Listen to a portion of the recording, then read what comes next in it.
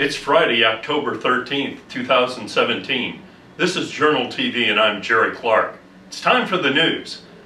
Covington Mayor Tom Seibold explained how his city funds its school system in a recent JournalTV interview.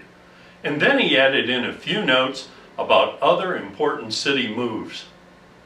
Watch. A few years ago, Mr. Zimmerman was vice mayor at the time, and he had gone to a Roanoke Regional Commission meeting and met some people from some other localities that were doing this. They were giving their school board a percentage of the revenue, and I never was comfortable with the arguments we would have that were necessary because the school board felt like they had an obligation to the teachers and to the students to get the most money they could. And the city has an obligation to every department, not just the school board. We're opening another cell. It'll be in use by December. The equipment that we need to make that thing efficient is here. We had to pay for the equipment. At the same time, we've worked with Alleghany County on a radio system, and that was one of my campaign issues when I was running the first time. I had been out there on the interstate when the Covington Rescue Squad Fire Department was going east and the Selma Fire Department Rescue was going west, and they had to holler across the guardrail to talk to each other because the radios weren't compatible. I think Ryan Mooterspaw, the Director of Public Safety in Alleghany County, said that he had 3 separate radio systems at one time. The fire chief in Covington has the same thing. So we like to get things done as best we can, and it works. We've got a good council. We've got a good city manager right now. We've had a good city manager in the past, and we're moving in the right direction. At a recent Alleghany County Board of Supervisors meeting, Supervisor James Griffith was plenty frank about the lack of progress at the Alleghany Regional Commerce Center. To bring in jobs, the parcels available need to be graded and readied for potential customers, he said. Now, watch. The property needs to be grubbed, laid out into what we call pads.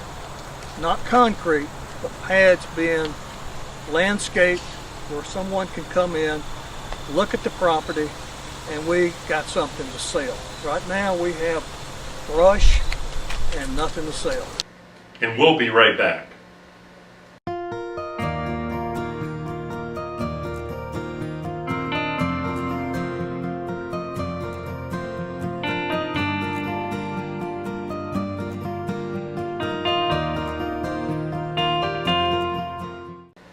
Shanice Crouch of Iron Gate was named the winner of the Bill and Lang Wilson Club for scholarship, character, and community service today at the 2017 Donor Scholar Reception held at DSLCC's Armory.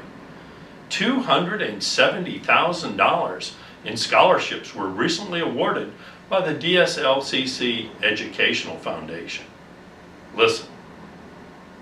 I continue to be so impressed with the community support for the college.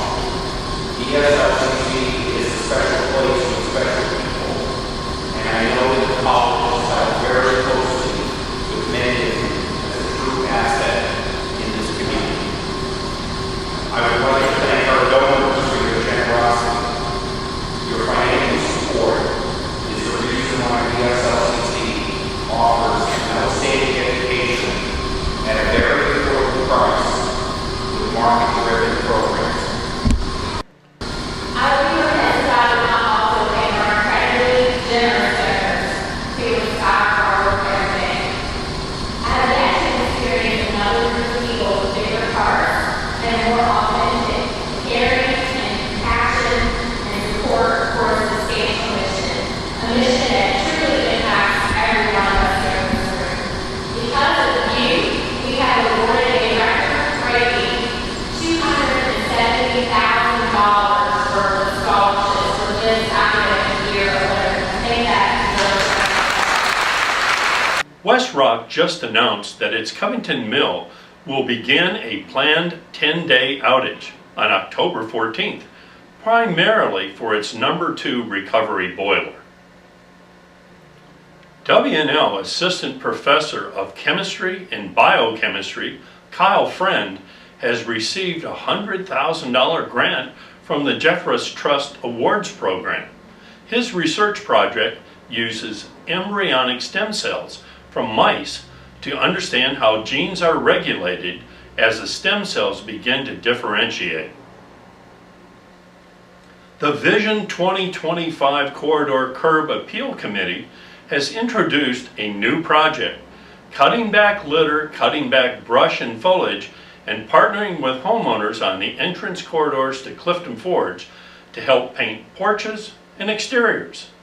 There are many more details available on AlleganyJournal.com. And now a word from our sponsor.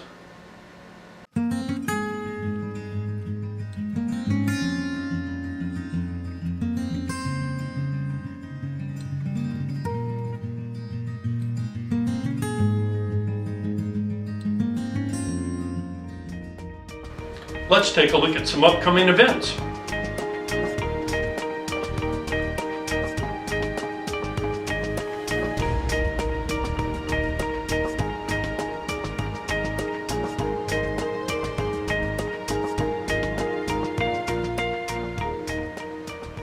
And now for local obituaries. Brenda Hubbard, 61, of Natural Bridge Station, died on Wednesday. A memorial service will be held Saturday at the Bowling Gross and Lots Funeral Home. Royal Johnson II, formerly of Rockbridge County, died October 6th. No local services are planned. Jeanette Barber, 76, of Clifton Forge, died last Saturday. Her funeral is set tomorrow at the First Baptist Church of Clifton Forge. Roger Trainer, 62, of White Sulphur Springs, died Thursday. Funeral services will be held Monday at the Wallace & Wallace Funeral Home. Let's check out the local weather forecast.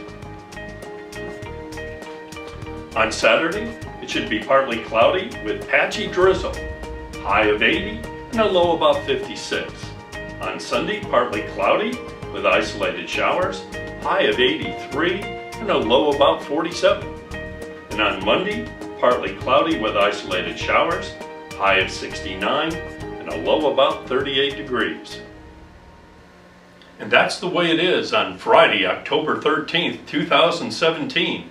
More stories, photos, interviews, and other videos are available on AlleganyJournal.com, YouTube, and on our soaring Facebook page. Thanks very much for watching Journal TV.